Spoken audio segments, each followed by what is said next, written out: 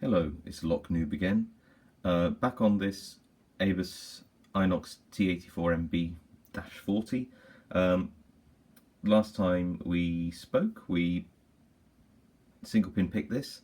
It's a 4-pin lock, relatively low security. Couldn't feel any security pins in there, and it popped open quite easily. If you've seen any of my other videos, you know that I like to rake locks too, and I just want to focus on my favourite rake again, the snake rake. Now, I use the Southord Euro Slims because I think they're excellent picks for the price. I'm actually trying to get delivered a Southord Max version of this snake rake, so it'll be in the much harder steel, just like this Southord Max hook is, because I use this rake a lot. Just point out that there are two different versions of the snake rake in the Southord C2010 kit, which is hugely popular, a downward facing one and a sort of standard, and they do make a difference in the locking in terms of being able to this one reaches slightly lower set pins when you're raking, or at least allows you to do so. So should we give it a go? I'm going to start with the standard snake, and if that doesn't work, I'm going to just try this one. If that doesn't work, then I might reach into my big bag of tricks and see what else we've got. So if you haven't seen my previous video, this is one of just an ABUS Inox I got off from eBay. It's obviously had a hard life. I think somebody sawed through the shackle to get into it at some point, but it's okay because I've cleaned up the core with a bit of WD-40.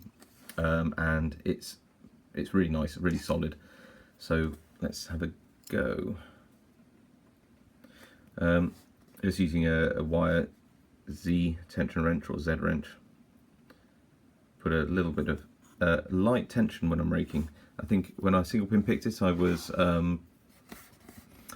using quite heavy tension, well, moderate tension I'd say, but we've got to be a bit lighter when it comes to raking. So just going to go in, centre of the keyway above the pins, and have a rake around in there and see if I can get some. I can already feel it binding, but if it doesn't open, this is with all picking. If it doesn't open within a few seconds, just let go of that tension. You'll hear the pins click back, and see if you've got any further effort. Ah, there we go, perfect. So we've got it open. You'll have seen when I was using this snake rake that I was going in at all angles. So I was going in quite low, and I was going in quite high.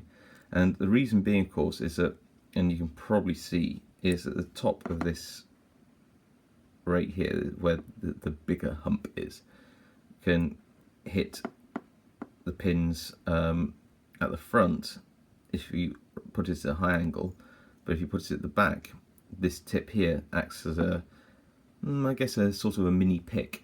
And between the two, between dragging the pins on this, you'll feel the binders, and and you can also just prod the pins down with this end as well. So I find it just a beautiful combination of rake and pick. You could argue that a half diamond pick would be similar in that regard, and you'd be right, and maybe it's just me or my technique, or both, but I find that the half diamond is really great, but in terms of that picking raking combination, I prefer the snake. Okay, thank you, I'll see you next time.